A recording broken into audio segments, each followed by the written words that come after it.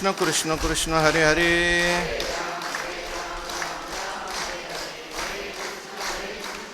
पुंडलिक वरदा हरे विठ्ठल. श्री ज्ञानदेव तुकाराम माऊली ज्ञानेश्वर महाराज की जय. जगद्गुरु तुकाराम महाराज की जय. शांती ब्रह्म एकनाथ महाराज की जय. सद्गुरु जोग महाराज की जय.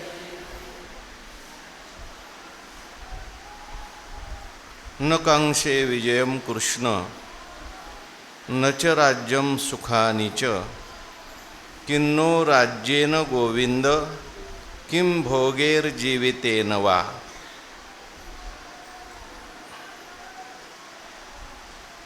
येषामर्थे कांक्षितन्नो राज्यं भोगा सुखानि च त इमेव स्थिता युद्धे प्राणांस त्यक्त्वा धनानि च. भगवंताच्या कृपेने सर्व साधू संतांच्या आशीर्वादाने पुण्यसलीला इंद्रायणी मातेच्या पावन तीरावर संजीवन समाधिस्थ ज्ञानोबारांच्या या पवित्र अशा अलंकापूर नगरीमध्ये सिद्धेश्वर भगवंताच्या पवित्र अशा प्रांगणामध्ये सद्गुरू जोग महाराज वारकरी शिक्षण संस्थेच्या माध्यमातून सुरू असलेली आपली ही नित्याची ज्ञानेश्वरी प्रवचन सेवा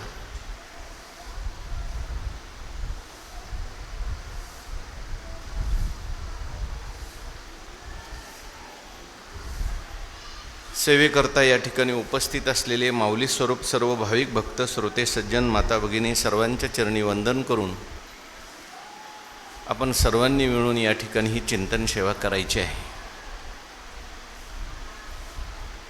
विशेष म्हणजे सद्गुरू जोग महाराज वारकरी शिक्षण संस्थेतील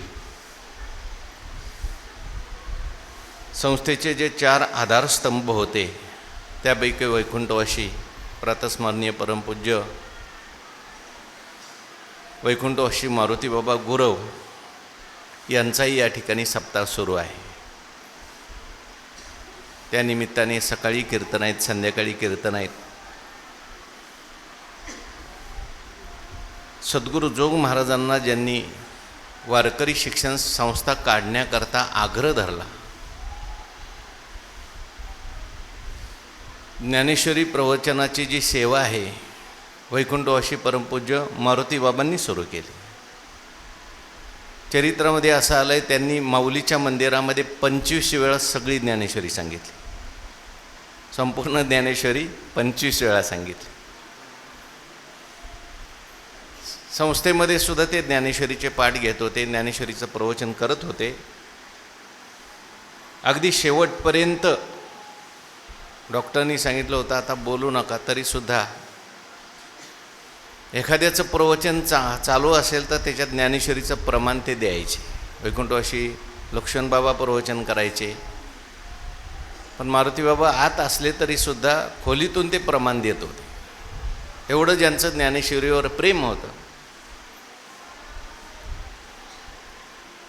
ज्ञानेश्वरी सांगत असताना वाचत असताना सुरुवातीच्या काळामध्ये त्यांना काही एका ठिकाणी त्यांना ज्ञानेश्वरीचा अर्थ कळला नाही.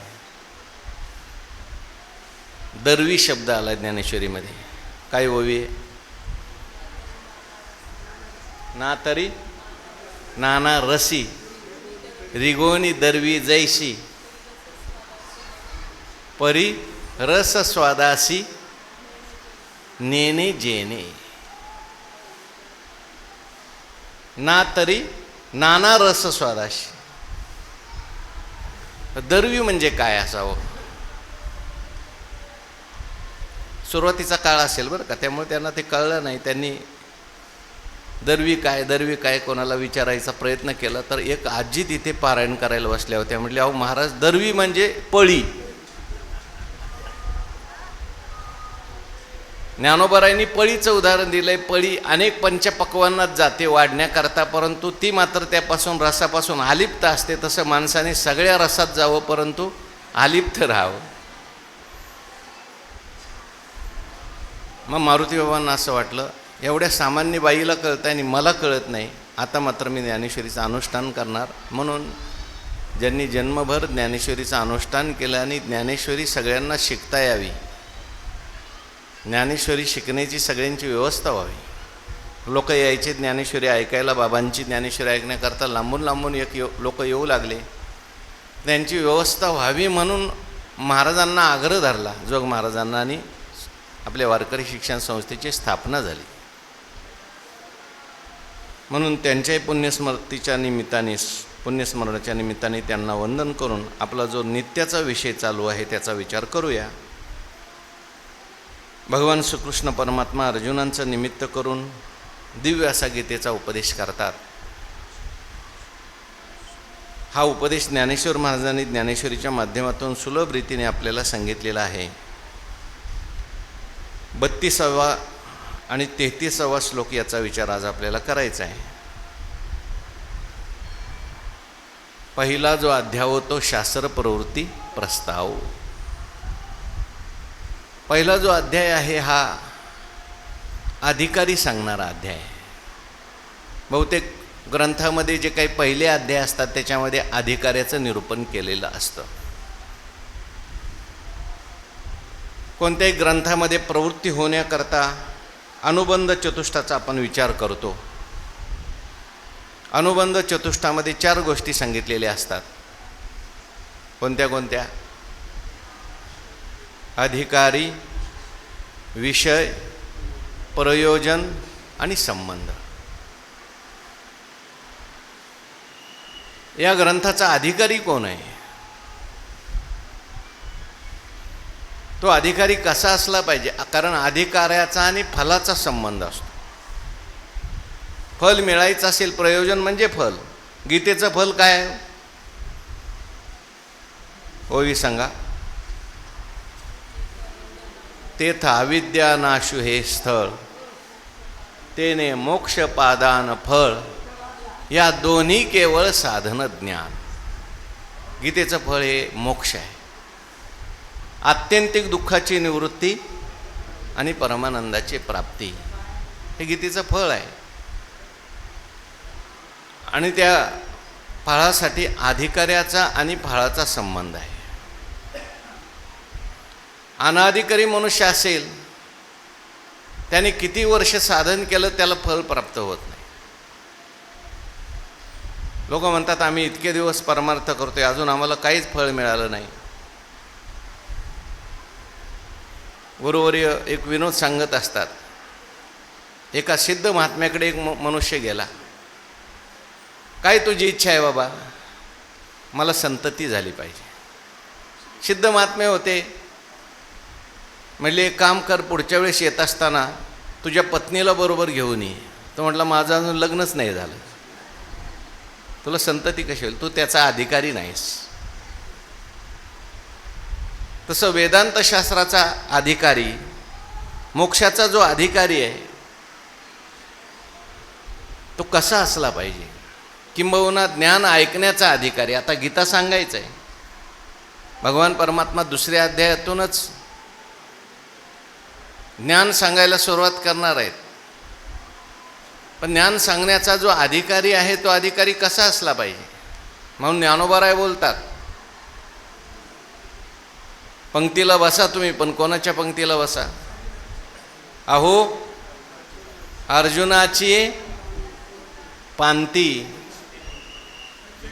जे परिसनीय योग्य होती तीही कृपा करुणी संती अवधान द्यावे. अर्जुनाच्या पंक्तीला बसायची तुमची इच्छा आहे का? मग तुम्ही लक्ष देऊन ऐका. आणि अधिकारी नसेल आणि तो जर ऐकायला लागला तर मग ती मुकी आणि बहिऱ्यासारखी गोष्ट होईल.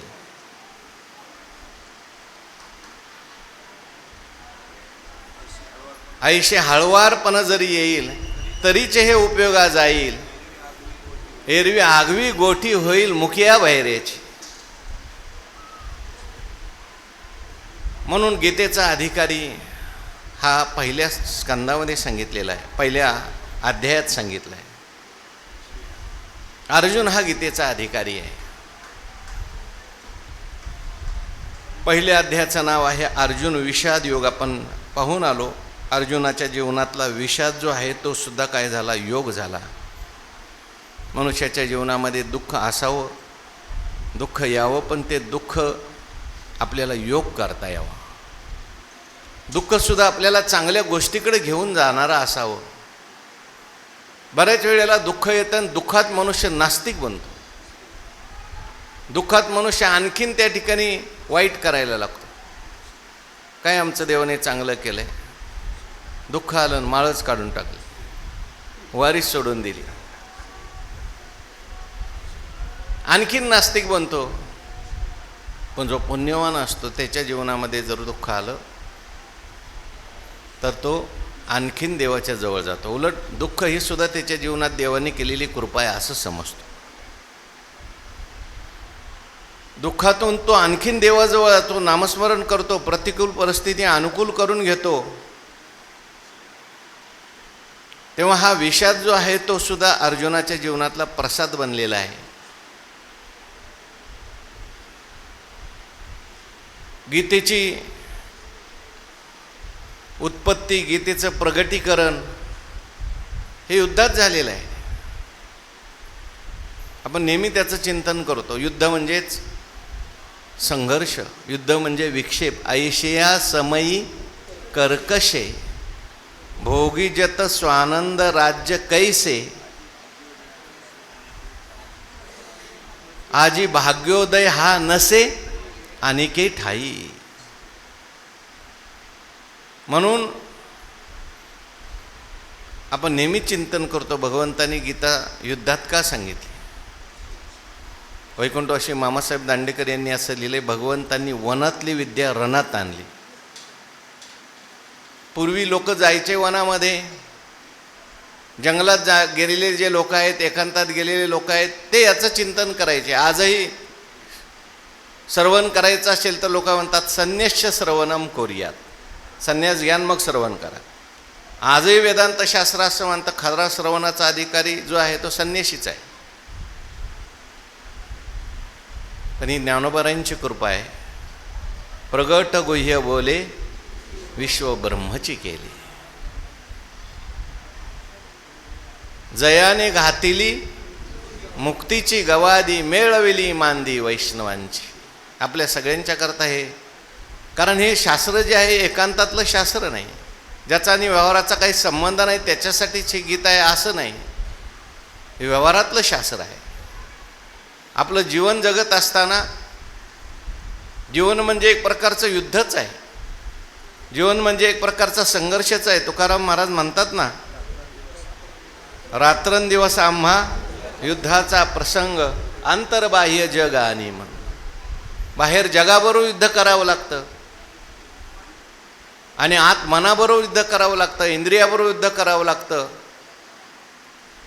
पण हे सगळं युद्ध करत असताना मन शांत कसं ठेवायचं, स्थिर कसं राहायचं हे शिकायचं असेल तर श्रीमद भगवद्गीता आपल्याला मार्गदर्शन करणारी आहे. भगवंतांनी अर्जुनाचं निमित्त केलेलं आहे.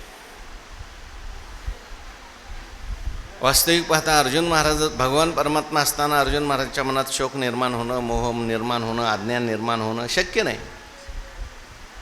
पण आपण सगळेच अर्जुनाच्या भूमिकेतले आहोत. आपल्या जीवनामध्ये होणारे शोक, आपल्या जीवनात होणारा मोह, आपल्या जीवनात होणारं दुःख, आणि याला उपाय गीता कसा आहे.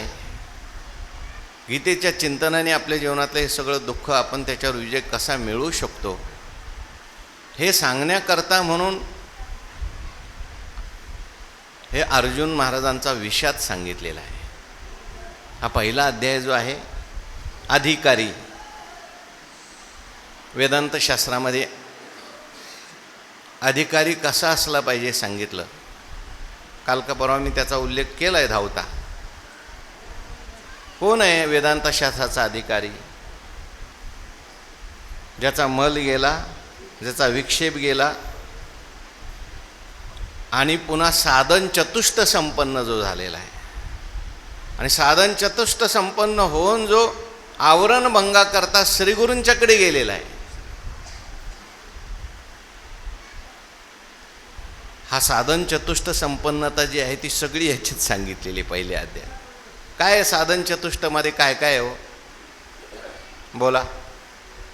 आणि आपण अभ्यास करणारी मंडळी सगळी हा विवेक आहे पहिला, दुसरं वैराग्य आहे, हा समाधी षटसंपत्ती आहे आणि मुमुक्षुता आहे.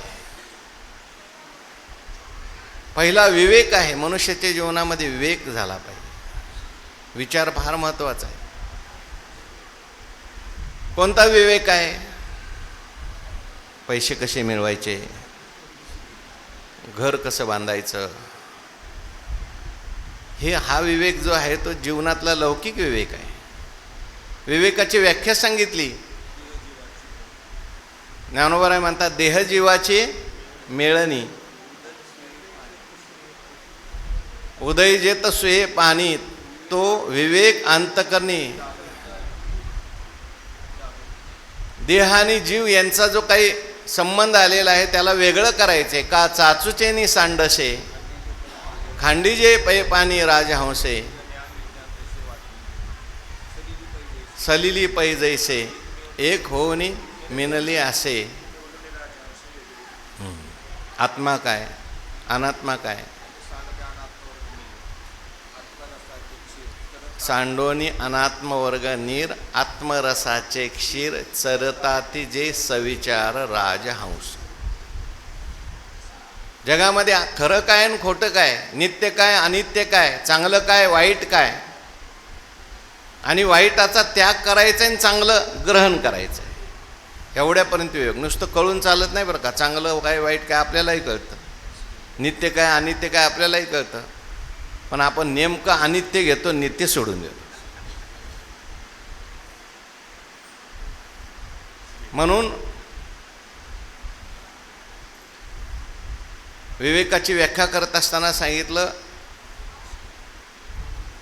परमात्म्या व्यतिरिक्त सगळं अनित्य आहे असं जाणून परमात्माच नित्य आहे आणि ते माझं स्वरूप आहे असा दृढ निश्चय करायचा आहे. परंतु हे विवेक टिकण्याकरता काय लागतंय? वैराग्य लागतं.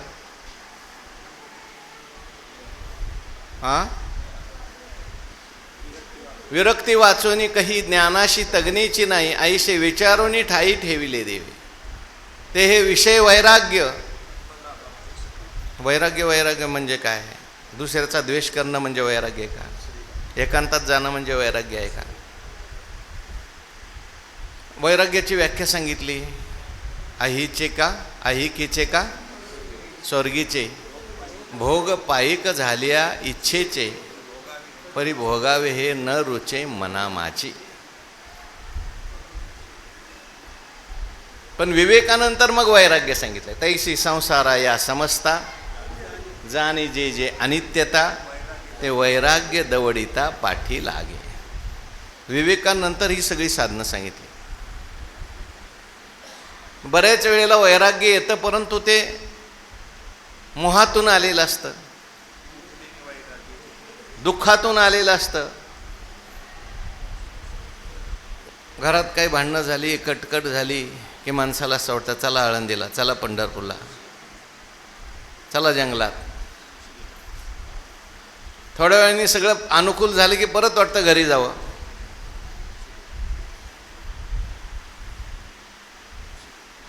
हे वैराग्य जे आहे ते.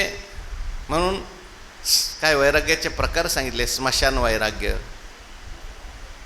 प्रसूती वैराग्य, असे अनेक प्रकार सांगितले. स्मशान वैराग्य म्हणजे स्मशानात गेलं की सगळीच लोकांना वैराग्य होतं. काही नाही हो, माणसाचं जीवन म्हणजे पाण्याचा बुडबुड आहे, पण कुठपर्यंत? ओढा ओलांडीपर्यंत. त्याच्यानंतर पुढे मग समाधी षटसंपत्तीचा विचार आहे. काय काय? शम, दम, उपरम, श्रद्धा, समाधान आणि तितिक्षा. आता शम म्हणजे काय, दम म्हणजे काय, हे तो शास्त्रीय भाषेत सांगितले, पण इथं अर्जुनाच्या जीवनात प्रत्यक्षात हे सांगितले.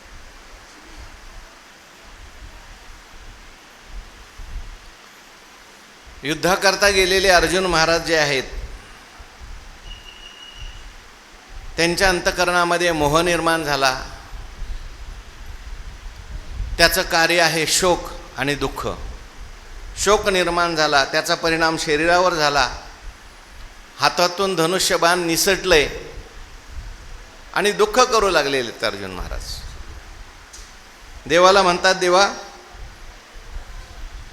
हे युद्ध नको. निमित्तानि च पश्यामि विपरीतानि केशव न च श्रेयो अनुपश्यामि हत्वा स्वजन माहवे. स्वजनांना या युद्धामध्ये मारून मला कुठल्याही प्रकारचं श्रेय त्या ठिकाणी दिसत नाही, कल्याणाचं कोणतंही साधन दिसत नाही, काही फायदा मला दिसत नाही. आणि सगळी विपरीत निमित्त मला दिसत आहेत. एकदा पश्चिमी म्हटलं, एकदा अनुपश्चिमी म्हटलंय. पश्चिमीमध्ये आत्ता सध्या सगळे अपशकून दिसत आहेत आणि अनुपश्यामध्ये म्हणजे पुढचे परिणाम सगळे उलट दिसत आहेत.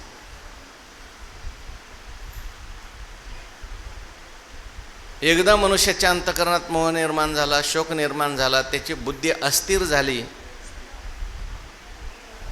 मग त्याला धर्म अधर्म वाटू लागतो, अधर्म धर्म वाटू लागतो. त्याला काही सुचत नाही. त्याला आपलं कर्तव्य नकोसं वाटतं. म्हणून हा शोक मोह चांगला नाही. भगवान परमात्मा अर्जुनाला कदाचित म्हणतात, ठीक आहे, अरे काही अदृष्ट फल नसेल तुला दिसत, पण दृष्ट फल तर आहेच की नाही. तुला विजय प्राप्त होईल, तुला सगळे राज्य प्राप्त होईल, सगळे भोग प्राप्त होतील. त्याच्याकरता तरी कमीत कमी युद्ध कर. अदृष्ट फल मिळेल तेव्हा मिळेल, माणसाने दृष्ट फल सुद्धा समोर ठेवलं पाहिजे. म्हणून 4 पुरुषार्थाचं वर्णन केलं. त्याच्यात धर्म, अर्थ, काम आणि मग पुढचा मोक्ष पुरुषार्थ आहे. अर्थसुद्धा आपल्याकडे पुरुषार्थ आहे. जीवन निर्वाह करता धर्म पाहिजे, अर्थ पाहिजे, काम पाहिजे. धर्माचं फळ अदृष्ट आहे, पण अर्थ आणि काम याचं फळ दृष्ट आहे. अरे हे दृष्ट पुरुषार्थ सुद्धा आपल्याला जीवन निर्वाह करता लागतात. त्याचं उत्तर अर्जुन महाराजांनी या श्लोकामध्ये दिले, ज्याचं आपल्याला चिंतन करायचं आहे. म्हणा सगळ्यांनी श्लोक.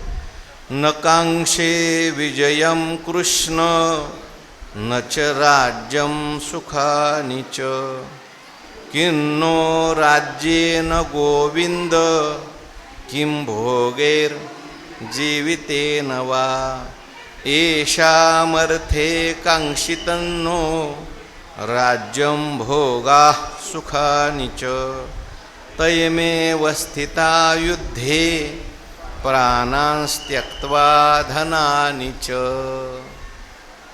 अर्जुन महाराज म्हणतात, न कांक्षे विजयम कृष्ण. तुला कोणी सांगितलं देवा मला विजय पाहिजे म्हणून? विजयम न कांक्षे, राज्यम न कांक्षे आणि सुखानी च न कांक्षे. देवा मला विजय नको, मला राज्य नको, मला कोणत्याही प्रकारचं सुख नको देवा. याची काही मला गरज नाही. का बाबा? म्हणजे किन्नो राज्येन गोविंद किं भोगेर जीवितेन वा. मला राज्याने काय होणार आहे, भोगाने काय मिळणार आहे? नाही नाही, जगून तरी आता काय उपयोग आहे? एकदा माणसाला शोक निर्माण झाला, एकदा माणसाला दुःख झालं की त्याला वाटतं जगायला सुद्धा नको. मोहामुळे शोक. आता अर्जुन म्हणजे काही सामान्य नाही. देवाने ही लीला केलेली आहे. देवाने एखादा सामान्य मनुष्य कसा कर्तव्यापासून परान्मुख होतो, कसा मोहात अडकल्यानंतर दुःखी होतो, याचं वर्णन करण्याकरता हे चित्र उभं केलंय. अर्जुनाचं एक निमित्त आहे. काही त्याला सगळं नको वाटायला लागलं. मला राज्य नको. आता तसं पाहायला गेलं तर अर्जुन महाराजांचं हे वैराग्य आहे. ज्याला गीता ऐकायची त्याच्याकरता वैराग्य लागतंय. पण हे जे वैराग्य अर्जुन महाराजांचं हे विवेकातून निर्माण झालेलं आहे का मोहातून निर्माण झालेलं आहे? म्हणून सगळ्यात पहिल्यांदा विवेक सांगितला आणि विवेकानंतर मग वैराग्य सांगितलं. विवेक नसेल आणि वैराग्य जर आलं तर ते वैराग्याचा पुढं वैताग होतो. काही काही लोक जेवतच नाही. का बाबा? काही नाही, उगाच काहीतरी करायचं, एकाच पायावर उभं राहायचं, उलटंच टांगून घ्यायचं.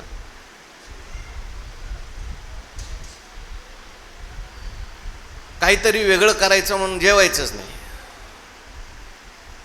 ना जेवलं नाही तर मग सगळ्यांना ते शक्य होतं असं नाही. सगळ्याची प्रकृती भिन्न असते. हां, एकादशी आता निर्जला आलेले धरलं पाहिजे उपवास, पाणी नाही पिलं पाहिजे, चांगलीच गोष्ट आहे. पण हा रोजच म्हटलं तसंच करायचा निर्जला, शरीर चालेल का? हां, तो एखादा योगी असेल त्याला जमेल ते, पण सामान्य माणसाने तसं करायला गेलं तर त्याचं शरीर ठीक राहणार नाही. आणि नंतर मग त्रास व्हायला लागला, शुगर वाढली, BP झाला, अमुक झालं, शरीर खराब झालं. डॉक्टरांनी सांगितलं आता जेवा. आता जेवा म्हटलं त्याला जेवण जात नाही, कारण जेवणाची सवय त्यांनी मोडली.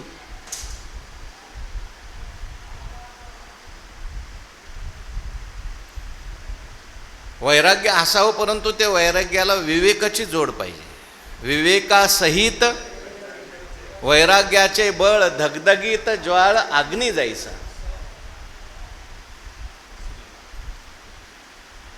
म्हणून पहिल्यांदा विवेक सांगितलेला आहे.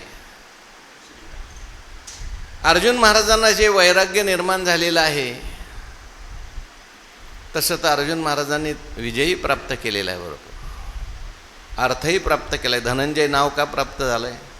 धन आणलं म्हणून. पण आज मात्र त्या ठिकाणी न कांक्षे विजयम कृष्ण, हे कृष्ण मला विजय नको. भगवान म्हणायला लागले, बाबा मी विजय स्वरूपच बसलोय तुझ्याकडे. वर कोणाला बसवलंय? मारुतीला बसवलंय त्याच्याकरता. एवढं सगळा खटाटोप केलाय, मी तुझ्यावर रथावर बसलोय आणि तू म्हणायला लागला विजय नको.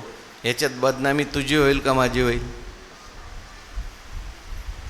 विजय स्वरूप विजय नामे अर्जुन विख्यातो, विजय स्वरूप श्रीकृष्ण नातो. श्रेयसी विजय निश्चितू तेथेचे असे ना, असा तू म्हणायला लागला आता मला विजय नको. पण म्हणायला लागला अर्जुन नको, मला विजय नको. न कांक्षे विजयम कृष्ण न च राज्यम, मला राज्यही नको, मला कुठलं सुखही नको. आता का? राज्याने काय करायचं? गोविंद म्हटलंय. गोविंद शब्द इथे वापरलाय. गोविंद म्हणजे गो म्हणजे इंद्रिय, विंद म्हणजे मालक. तो आमच्या इंद्रियांचा मालक आहेस, सगळ्यांच्याच इंद्रियाचा प्रेरक आहेस. असा असताना सुद्धा तू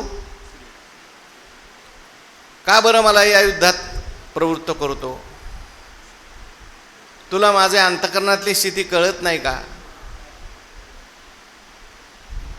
म्हणून तू गोविंद आहेस, मला या युद्धात तू प्रवृत्त होऊ देऊ नकोस.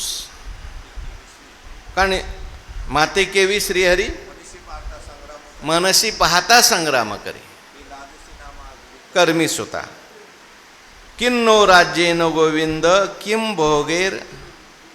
राज्याने तरी काय होणार आहे? भोगाने तरी काय होणार आहे? आणि जीवन तरी कशाला पाहिजे? जगायचं आहे ते कशाला पाहिजे? ठीक आहे बाबा, तुला वैराग्य निर्माण झालं आहे, तुला राज्य नको, तुला भोग नको, तुला सुख नको, पण तू अजून काही संन्यासी झाला नाहीस. तुला घर आहे. आता यांना सगळ्यांना स्वजन स्वजन म्हणतोस, मग यांच्यासाठी तरी कमीत कमी सगळ्यांसाठी मिळव ना राज्य. आपल्याला वैराग्य असेल तरी सुद्धा आपल्यावर जबाबदारी आहे सगळ्या लोकांची, त्यांच्यासाठी सुद्धा कर्तव्य कर्म केलं पाहिजे. भगवान कदाचित म्हटले असतील, अरे ठीक आहे तुझं जाऊ दे, तुला भोग नको, राज्य नको, विजय नको, परंतु आता हे सगळे तू एकटा थोडा आहेस. हे पांडव सगळे आहेत, पांडवांचं सैन्य तुझ्या बाजूने आलेलं आहे. यांचा विचार कर. या कुळातल्या सगळ्या लोकांचा विचार कर. त्याचं उत्तर अर्जुनाने दिले. म्हटले एषा मर्ते यशा मर्थे कांक्षितन्नो राज्यम भोगा सुखानीच.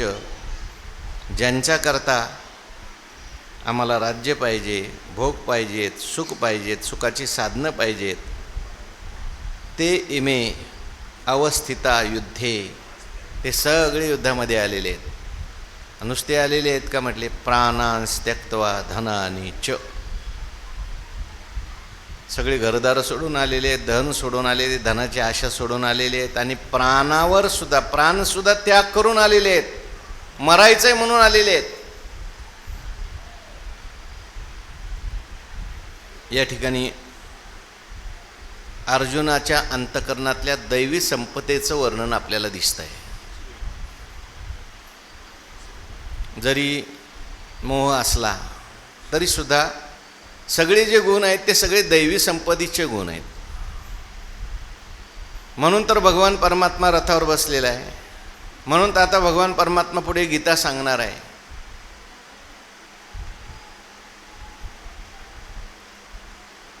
दुर्योधनाची भूमिका आहे मदर्थे त्यक्त जीविताः. आपण बोलून आलोय मागे. अन्ये च बहवः शूराः मदर्थे त्यक्त जीविताः. माझ्यासाठी सगळं जीवन त्याग करून आलेले लोक आहेत. आणि अर्जुनांची भूमिका आहे एषा मर्थे कांक्षितन्नो राज्यम भोगा सुखानीच. काल आपण बोलून आलोय. दुर्योधन म्हणतो माझ्यासाठी सगळे आहेत आणि अर्जुन म्हणतात सगळ्यांसाठी मी आहे. मी एकटा सुखी झालो पाहिजे, सगळे दुःखी झाले तरी चालतील, ही दुर्योधनाची भूमिका आहे. आणि मी दुःखी झालो तरी चालेल, सगळे सुखी झाले पाहिजेत, ही अर्जुन महाराजची भूमिका. 16व्या अध्यायात जी काही दैवी संपदा सांगितलेली त्या सगळ्या दैवी संपदेचं वर्णन इथे अर्जुन महाराजांच्या आपल्याला चरित्रात पहिल्या अध्यायात दिसून येतं. आणि सगळे आसुरी संपत्तीचं वर्णन दुर्योधनाच्या चरित्रात दिसून येतं. म्हणून अर्जुन महाराज म्हणतात मला हे नको, कारण ज्यांच्याकरता आहे आम्ही राज्य भोग सुख मिळवायचे ते सगळेच इथं आलेले आहेत. मग आता कोणाकरता मिळवायचं आहे, कशाकरता मिळवायचं आहे? हे मिळून तरी उपयोग काय आणि जगून तरी उपयोग काय? एखादी घटना मनुष्याच्या जीवनामध्ये घडली, त्याला असं वाटतं आता काहीच नको. कधी परमार्थ केला नाही, कधी नामस्मरण केलं नाही, वारी केली नाही, सगळं नुसतं पैसा पैसा पैसा, घरं पैसा, बांगले, गाड्या. एकच मुलगा आणि मोठं झाल्यानंतर तो मुलगा मरण पावला. मग तो काय म्हणतो आता कशासाठी हे करायचं आणि काय करायचं, आपलं मेलेलं बरं. आता आत्महत्या करतो. आता त्याला हे जे वैराग्य निर्माण झालेलं आहे आत्महत्या करण्याचं, जीवावर उदार झालेला आहे, तो ज्ञानाने थोडं झाला आहे किंवा खराच देहावर उदार झाला नाही असं नाही. शोकाने दुःखाने वैराग्य निर्माण झालेलं आहे. विवेकाने झालेलं वैराग्य नाही, शोकाने झालेलं वैराग्य, मोहाने झालेलं वैराग्य आहे. आणि कधी कधी मग मनुष्य म्हणतो आता काहीच करायचं नाही, सगळं सोडून द्यायचं.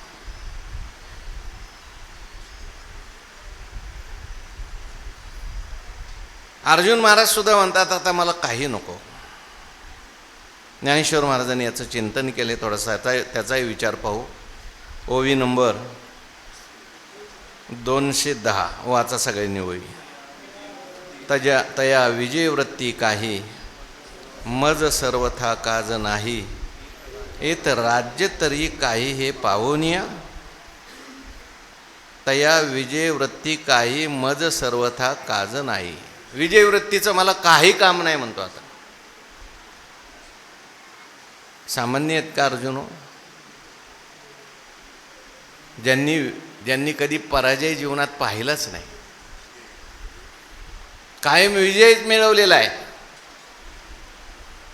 विजयाकरता या ठिकाणी आलेले आहेत. वीरवृत्ती असलेले अर्जुन महाराज आहेत, परंतु हा मोह असा विचित्र आहे, स्नेह असं विचित्र आहे की ती विजयवृत्ती सगळी गेली. म्हणतात विजयवृत्तीचं मला आता काही काम राहिलं नाही. मज सर्वथा काज नाही. आता मला त्या विजयवृत्तीचं काही काम राहिलं नाही. वास्तविक पाहता भगवंताचा अवतार आहे, अर्जुन महाराजचा अवतार आहे, तो धर्मकर्ता झालेला आहे. परित्राणाय साधूनां विनाशाय च दुष्कृतां धर्मसंस्थापनार्थाय संभवामि युगे युगे. आणि अशा आलेली जे लोक असतात, अर्जुनाला भगवंतानी यंत्र बनवलंय, निमित्त बनवलंय, दुष्टांचा नाश करायचा आहे. आणि अर्जुन आता तेच कर्तव्य करायला काय म्हणायला लागलाय? नको म्हणायला. का? वैयक्तिक आपल्या घरादाराचा विचार करू लागला.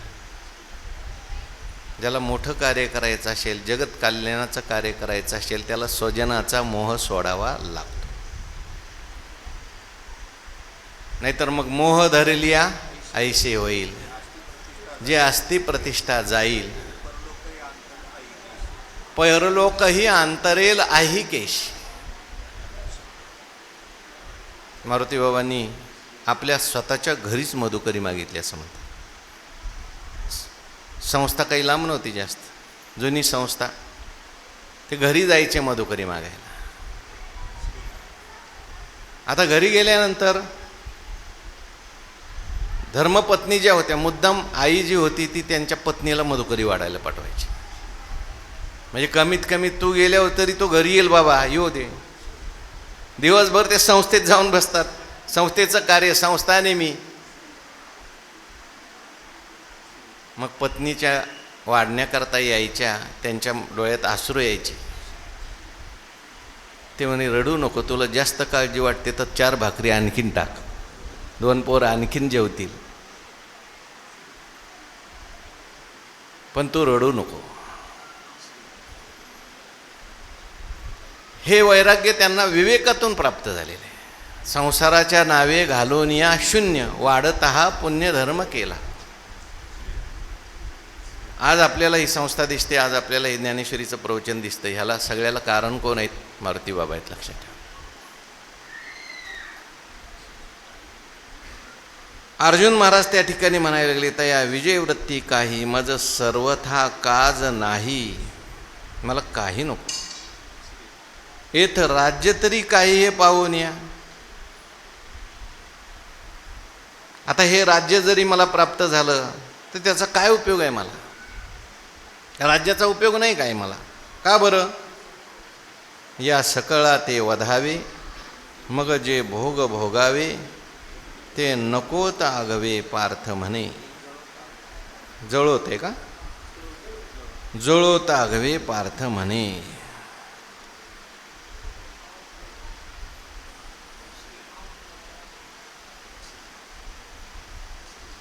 या सकळा ते वधावे, मग जे भोग भोगावे, ते जळोत आगवे पार्थ म्हणे. या सगळ्यांना मारायचं आणि मग ते भोग भोगायचे, राज्य मिळवायचं, भोग बोलायचे. त्यांच्या रक्ताने माखलेले हे भोग, भुंजीय भोगान रुधिर प्रदिग्धान म्हटलंय. काय करायचं हे सगळे भोग भोगून? कशा करता हे भोग पाहिजेत? आम्ही आपलं वनात होतो ना, चांगलं होतं ना, सुखी होतो. हा काय वनात आनंद आला? भगवान शंकरांनी पाशुपतास्त्र दिला, स्वर्गात जायला मिळालं वनात असल्यामुळे. हस्तिनापुरात राजा होऊन बसलो असतं तर एवढं मिळालं नसतं. त्यापेक्षा आम्ही वनात राहतो, जसं आहे तसंच बरं होतं. देवा नाही ना, आम्हाला राज्य मिळालं, नको मिळू द्या. काय गिरीकंदरी सेविजे, ना तरी देश त्यागी जाईजे, का गिरीकंदर सेविजे, शस्त्रे हाता न धरिजे यावरे. या सकळा ते वधावे, मग जे भोग भोगावे. यांना सगळ्यांना मारून भोग भोगायचे. ते जळोत आगवे पार्थ म्हणे. ते जळून जाऊ दे सगळे भोग, काही गरज नाही, हिंसा नको. आता अर्जुनाची ही जी भूमिका आहे, एक सामान्य मनुष्य किंवा सज्जन मनुष्य या दृष्टीने चांगली आहे, साधू म्हणून चांगली आहे. पण आता अर्जुन महाराज इथे साधू आहेत का सैनिक आहेत? अरे बाबा, तुला संन्यासच घ्यायचा होता, साधूच व्हायचं होतं, तर तू इथं युद्ध करायला कशाला आला? आम्हाला कशाला आणलं? मला तर रथावर बसवलं, तो सारथी केलंय विजय मिळवण्याकरता. तुला आळंदीलाच यायचं होतं, तर 12 भानगडी करत कशाला बसला घरी? आता शुभमंगल झालं, सगळं झालं, मुलं आली, म्हणला नाही नाही आता मला सोडायचं आणि सगळं जाऊन आळंदीत जायचं. त्यांचं कोण करी?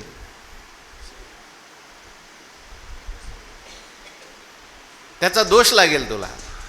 हां, तीव्र वैराग्य असेल ती गोष्ट वेगळी. आता दुःखामुळं झालेलं वैराग्य आहे, मोहामुळं झालेलं वैराग्य आहे, त्रास होतोय म्हणून झालेलं वैराग्य आहे. या सकळा ते वधावे. पण अर्जुन महाराजांच्या अंतःकरणामध्ये जगत कल्याणाचीच भावना आहे. सकळा ते वधावे, मग जे भोग वगावे ते जळो तागवे. भोगसुद्धा जळो म्हणतात, नको मला भोग. पार्थू म्हणे, तर पार्थ म्हटलेलं आहे कारण आता मला परमार्थ प्राप्त करायचा आहे. गीता ऐकायची. तेने सुखे विन होईल, ते भलतैसे साहिजेल, वरी जीवितही वेची जेल याची लागी. तेने सुखे विन होईल म्हणजे हे सुख राज्याचं भोगाचं नाही, सुख मिळालं तरी चालेल, काही नाही. ते भलतेही साहिजेल, नाही मला राज्य मिळालं तर चालेल, नाही मला भोग मिळाले तरी चालेल, नाही मला विजय मिळाला तरी चालेल. मग अरे परत जातो का वनात? तेही चालेल. अज्ञातवासात राहायचं आहे का परत चालेल, काही मी सहन करील देवा. पण वरी जीवितही वेची जेल याची लागे. यांच्याकरता माझे प्राण सुद्धा मी देईल. कारण ही लोक जी आहेत ती काही साधारण आहेत का हो? कोण आहे ते? आता पुढच्या श्लोकाचं अवतरण सुरू झालं. कोण आहेत? हां, समोर असलेले कोण कोण आहेत? परी यासी घातुकी जे, मग आपण राज्य सुख भोगी जे.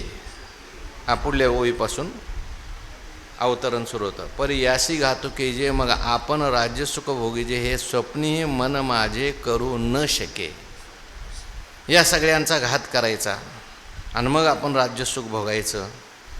हे स्वप्नीही मन माझे करू न शके. माझं मन स्वप्नात सुद्धा असं करू शकणार नाही. आणि तू तो म्हणतो जागृतीत करावं लागेल, प्रत्यक्ष करावं लागेल. यांचा सगळ्यांचा काय करायचा घात? कारण हे सगळं समोर आलेले कोण आहेत? पुढच्या श्लोकात सांगितलंय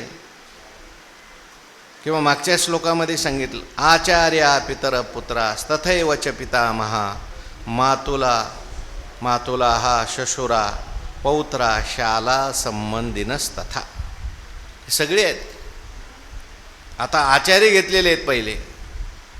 माझ्या समोर असलेली माणसं काही सामान्य आहेत का देवा? भीष्माचार्य ज्यांनी अंगा खांद्यावर खेळवलंय, द्रोणाचार्य मी पार्थू द्रोणाचा केला, जेने धनुर्वेदू मज दिधला. हे सगळे जे आहेत त्यांचे फार उपकार आहेत माझ्यावर. म्हणून याशी घातू की जे, यांचा घात करायचा. त्याच्यामध्ये मग आपण राज्यसुख भोगायचं. आपल्या स्वजनांचाच घात करायचा, आपल्या स्वजनांना मारायचं, त्यांचं सगळं हिरावून घ्यायचं आणि मग मात्र आपण सगळं राज्य करायचं. मी काय भस्मासूर आहे का?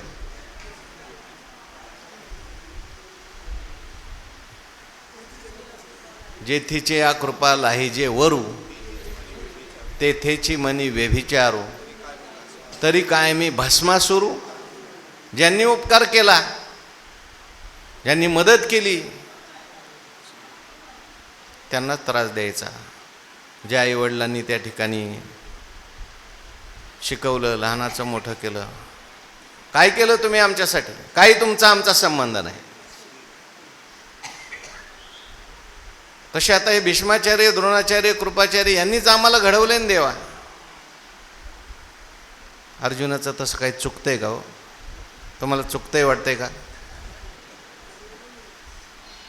परी यासी घातुकी जे मग आपण या राज्य सुख भोगीचे. आपण मात्र राज्याचं सुख भोगायचं. यांना सगळ्यांना मारायचं. चांगली लोक आहेत, सगळे स्वजन लोक आहेत, यांना मारायचं आणि मग आपण राज्य सुख भोगायचं. हे स्वप्नीही मन माझे करू न शके. हे स्वप्नात सुद्धा माझं मन करणार नाही. जया लागी मनी वीरू आम्ही स्वप्ने न शके धरू. तया प्रत्यक्षा केवी करू घातू देवा. प्रत्येक कसं काय घात होईल माझ्याकडून? म्हणून आम्ही ज्यांचा घात करायचा आहे ते का सामान्य आहेत का? हे स्वप्नीही मन माझे करू न शके. स्वप्नात सुद्धा शक्य नाही. जागृती तर शक्यच नाही. स्वप्नात सुद्धा माझ्या अंतःकरणामध्ये यांच्याविषयी कधी विपरीत भावना, वाईट भावना येणार नाही. असे लोक माझ्यासमोर उभे आहेत. कोण कोण आहेत समोर? तरी आम्ही का जन्मावे कौना लागी जियावे. जे वडिला या चिंतावे विरुद्ध मने. मुख्य आमच्या पुढं आमचे वडील आहेत. आम्ही का जन्मावे?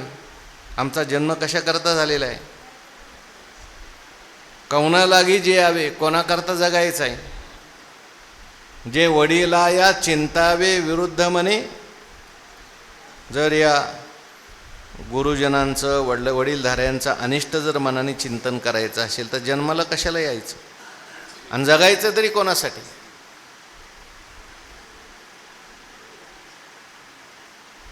आपल्याला करता येत असेल तर अशांची सेवा करावी. नवे नवे सेवाच केली पाहिजे. सकळ तीर्थांची धुरे. देव द्विज गुरु प्राज्ञ पूजनम शौचमार्जवम ब्रह्मचर्य अहिंसाच शारीरम. हे शारीरिक तप आहे. मोठ्यांची सेवा केली पाहिजे. देव द्विज गुरु प्राज्ञ. परी यासी तरी आम्ही का जन्माला आलो? आम्ही हेच सगळं पाहायचं होतं तर जन्मालाच आम्ही का आलो? कशाकरता आणखीन जगावं पुढं? असं जर असतं तर आम्ही खरंच जन्माला नसतो आलो तर बरं झालं असतं. अशी वेळ आमच्यावर आलेली आहे की आज यांना मारावं लागतं आहे. उगाच आम्ही जन्माला आलो नसतो, जन्माला आलो. आणि आता हे सगळं राज्य भोग वगैरे सगळं प्राप्त करून जगायचं कशा करता? कारण ज्यांच्याकरता जगायचं आहे ना ते समोर आहेत. मला माझ्यासाठी काहीच करायचं नाही. मला सगळं कोणासाठी करायचं? यांच्याकरता करायचं. आणि हेच सगळं सोडून आलेले आहेत. प्राणांस त्यक्त्वा धनानीच. त्यांचं सगळं सोडून ते आलेले आहेत. आणि यांना जर युद्धात मी मारलं ना देवा, हो, सगळ्यांना मारायचं आणि मग कोणाकरता जगायचं? सगळ्यांचं ओरबडून घ्यायचं आणि कोणाकरता जगायचं? नको देवा. तरी आम्ही का जन्मावे कौना लागे जियावे. जे वडिला या चिंतावे विरुद्ध म्हणे. पुत्रा ते इच्छी कुळ तयाचे काय हेची फळ. जे निर्दळी जे केवळ गोत्र आपुले. पुत्रा ते इच्छी कुळ. पुत्राची इच्छा करतात लोक. मुलगा होत नसेल तर नवस करतात, सायास करतात.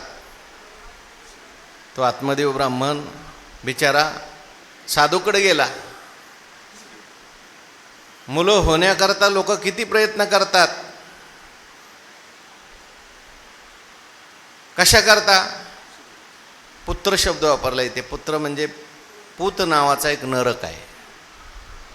त्याच्यातून आपल्या कुळाचा, आपल्या आईवडिलांचा उद्धार करतो म्हणून त्याला काय म्हटलंय? पुत्र. पुन्नाम नरकात त्रायते सह पुत्र. आणि म्हणून कुळात त्या ठिकाणी इच्छा करतात लोक. कशा करता? आम्हाला व्हावा, मुलगा व्हावा, मुलगी होई, कोणतरी व्हावं आमच्या जन्मात, आमच्या कुळात जन्माला यावं. संतती नसेल तर लोकांना वाटतं की आपल्याला संतती नाही.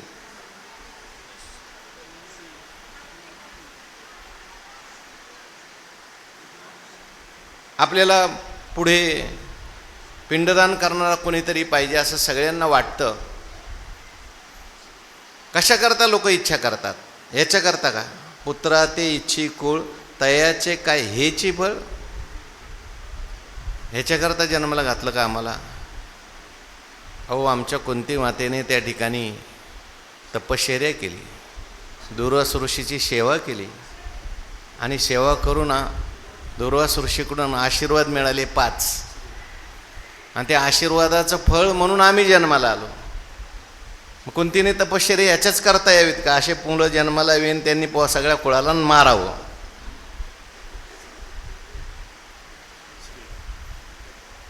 काय परी तो झाला चहाड चोर शिंदळ. तुकाराम महाराजांचं असू द्या. आहा कटा त्याचे करीती पितर वंशी दुराचारी पुत्र झाला.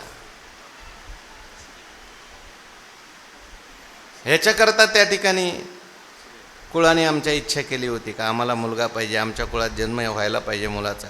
तयाचे काय हेची फळ जे निर्दळी जे केवळ गोत्र आपुले, ज्याने आपल्या गोत्राचाच संहार करावा. आपल्या कुळात परंपरेने चालत आलेले कुलधर्म चालावेत. तो मुलगा कुलदीपक व्हावा. त्याने आपली कुलधर्मादी कार्य अव्ययत चालवावीत.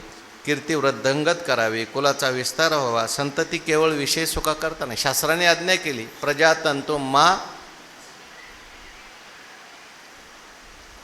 प्रजातंतूचा विच्छेद करू नका असे शास्त्राज्ञा करतो. उपनिषदात आलं आहे. कारण ऋषीऋण जे आहे, पितृऋण जे आहे ते संततीनंतर दूर होत असतं. म्हणून संततीची अपेक्षा करतात लोक. पण कशा करतात? अशी संतती आमच्यासारखी. पुत्रा ते इच्छे कुळ तयाचे काय हेचे फळ जे निर्दळी जे केवळ गोत्र आपले, त्याने गोत्राचाच त्या ठिकाणी संहार करावा. हे मनीची केवी धरिजे आपण वज्राचे या होईजे वरे वरी घडे तरी कीजे भले या. त्या ठिकाणी हे मनीची केवी धरिजे, मनात तरी कसं आणावं. आणि आपण वज्राचे या बोलीजे, आपलं अंतकरण वज्राचं करून त्या ठिकाणी का बरं बोलावं? मनात तरी कसं आणावं? वज्रासारखे कठोर शब्द आपण कसे उच्चारावे? उलट पक्षी झाल्यास आपण त्यांचं हितच केलं पाहिजे. कुळातल्या लोकांचं आपण काय केलं पाहिजे? हित केलं पाहिजे. जेवढं करता येईल तेवढं करावं. नाही घडली ना सेवा, काही करू नये. कमीत कमी त्यांना त्रास तरी देऊ नये. अशी कोळी आली बघा पुढे. दे माता पितरे अर्चिजती सर्वे तोष पाठी केवी वधी जेते आपल्या हाती. आणि हां, हे पुढचे देवा संत वृंद नमस्कारीजे घडे तरी पूजिजे हे वाचून केवी निंदीचे स्वयं वाचा. देवा संत वृंद नमस्कार, संतांना सगळ्यांना ज्येष्ठांना श्रेष्ठांना नमस्कार करावा. घडलं तर त्यांची पूजा करावी, पण कधी निंदा करू नये. आईवडिलांची सेवा करावी, आईवडिलांची पूजा करावी. नाही आपल्याला शक्य झालं त्यांना वाईट तरी बोलू नये, त्यांना त्रास तरी देऊ नये. ज्यांनी आपल्यावर उपकार केले त्यांची पूजा करावी, त्यांना सन्मान द्यावा. नाहीच काय घडलं तर त्यांची निंदा तरी करू नये. पण आता माझ्यावर काय वेळ आणली देवा तुम्ही? हे मनीची केवी धरिजे, मनात कसं आणू? आपण या वज्राची या होईजे का बोलीजे? हे त्यात होईजे पाठ आहे. वरी घडे तरी की जे भले या, घडलं तर आपण त्यांच्याशी भलंच करावं. आम्ही जे जे जोडावे ते समस्ती भोगावे, हे जीवितही उपकारावे काजी यांच्या. आणखीन थोडासा विचार आहे उद्याच्या प्रवचनात. उद्या 3:30 वाजता